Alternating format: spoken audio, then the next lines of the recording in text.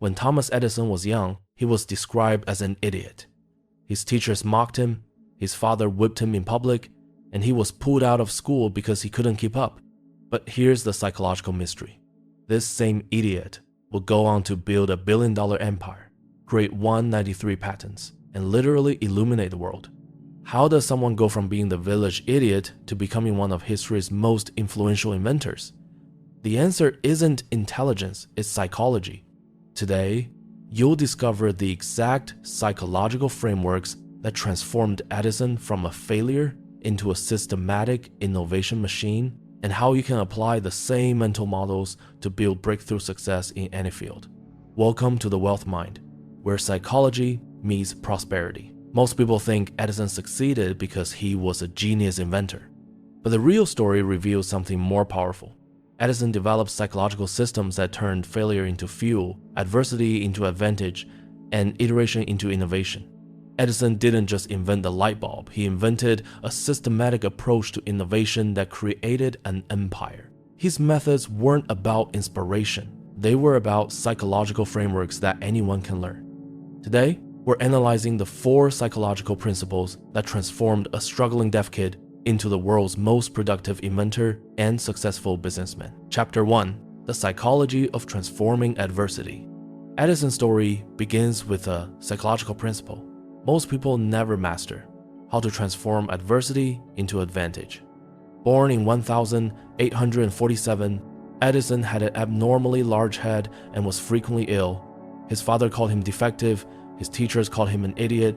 At age 7, he was pulled out of school because he couldn't keep up. But here's where Edison's psychology became different. Instead of internalizing these labels, his mother taught him a crucial mindset shift: the reframe psychology. Edison's mother refused to believe her son was stupid.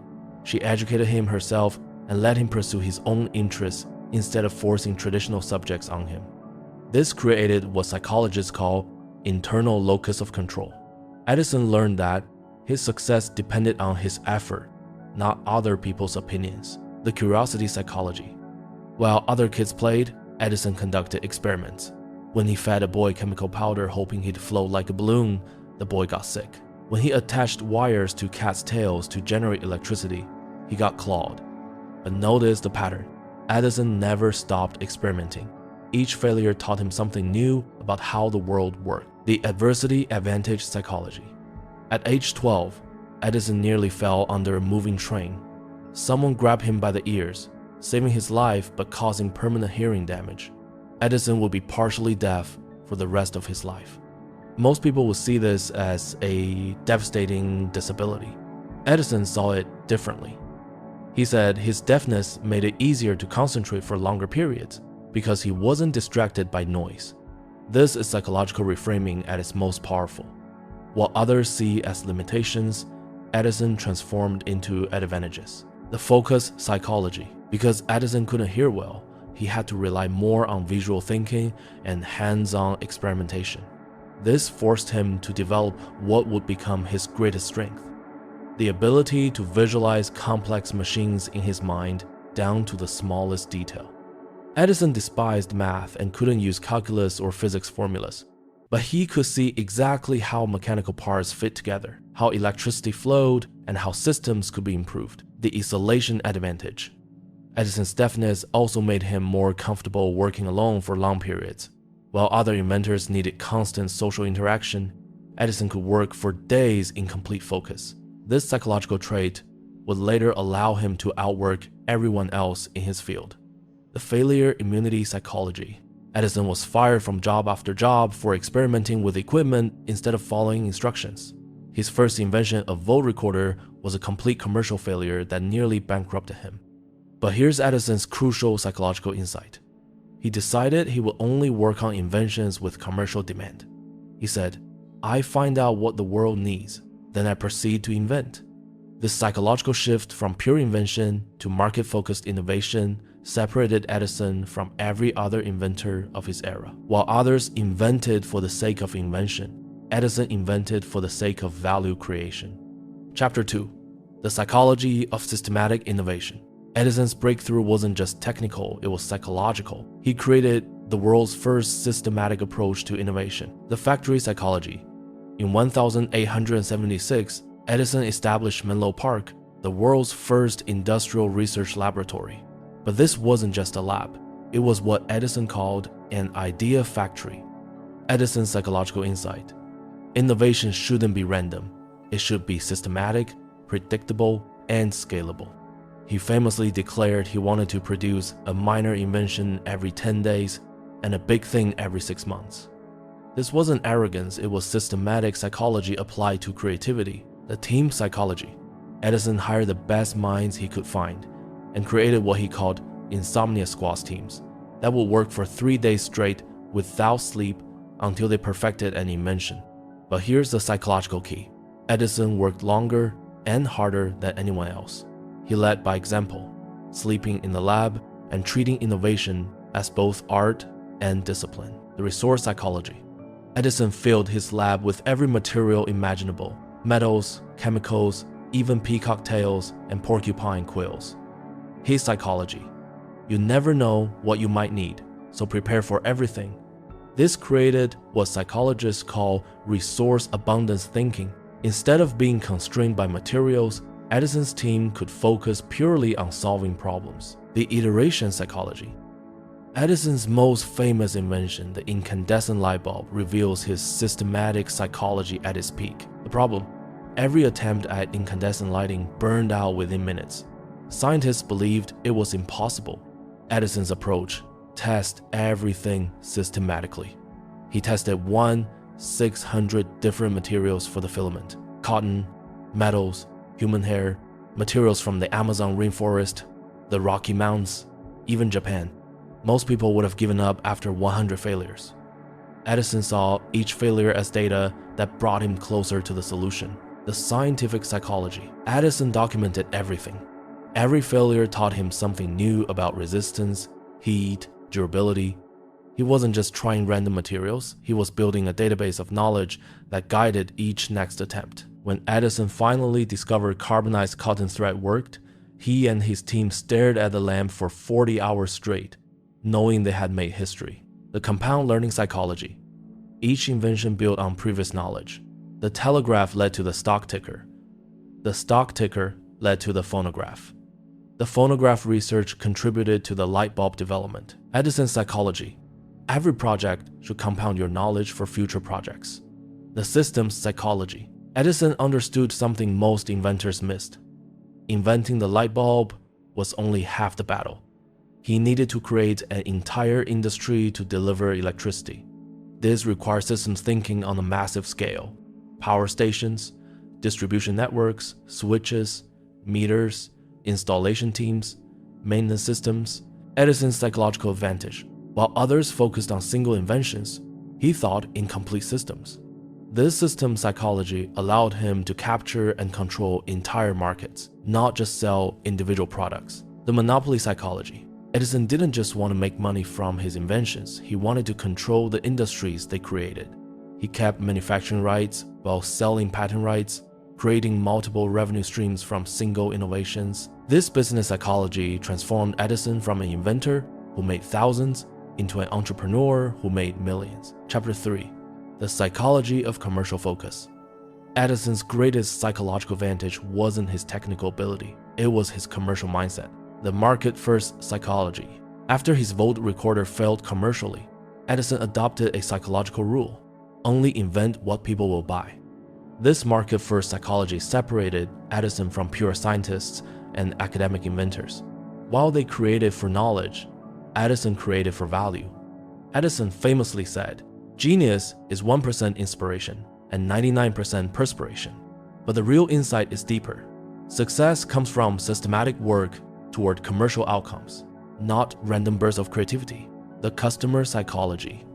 Edison understood customer psychology better than technology psychology. When he improved the telephone for Western Union, he made it louder and clearer, not because it was technically interesting, but because customers needed those specific improvements. When he created the phonograph, he initially thought it would be used for business dictation, but he quickly pivoted to entertainment when he saw that's what customers actually wanted. The timing psychology. Edison had extraordinary psychological timing. He entered markets at the exact moment when technology was ready, but no one had perfected it commercially. Telegraph when communication was becoming crucial. Electric lighting when gas lamps were becoming insufficient. Motion pictures when entertainment was expanding. Edison's psychology, technical possibility plus market readiness plus systematic execution, massive success. The empire psychology. Edison didn't just create inventions, he created industries. Electric lighting, recorded music, motion pictures. Each invention became the foundation for an entire business ecosystem. Edison's psychological framework controlled the entire value chain. Invent it, patent it, manufacture it, distribute it, service it. This vertical integration psychology allowed Edison to capture maximum value from each innovation while building defensible business moats. The reinvestment psychology. When Edison sold his stock ticker patent for 40/1 million today, he immediately spent it building a manufacturing plant and hiring more inventors. This reinvestment psychology compounded his success. Instead of lifestyle inflation, Edison chose capability inflation, investing profits into systems that could generate even bigger profits. The brand psychology. Edison understood that his name itself was becoming valuable. Edison meant reliable innovation. This personal brand psychology allowed him to attract the best talent, investors, and business opportunities. People wanted to work with Edison not just for his technical skills, but because his name carried psychological weight in the marketplace. Chapter 4. The psychology of competitive resilience. Edison's greatest psychological test came when he faced his most brilliant competitor, Nikola Tesla. The competition psychology. When Tesla invented alternating current, it threatened Edison's entire direct current empire. Edison has spent years and millions building infrastructure around DC. Most people would have panicked. Edison's psychology. If you can't win on merit, change the game. The dark psychology. Edison launched the propaganda war against AC, claiming it was dangerous. He even electrocuted animals in public to demonstrate AC's dangers, and secretly funded the electric chair using AC current. This reveals Edison's psychological ruthlessness. When his systematic innovation wasn't enough, he was willing to use psychological manipulation and fear tactics, the adaptation psychology.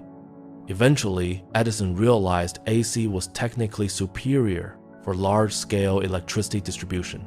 His psychological choice, adapt or become obsolete. Edison pivoted his business strategy, eventually merging his companies into General Electric, which removed his name from the company, leading him to sell his stake and refocus on pure invention. The legacy psychology. Edison's psychological framework for handling defeat.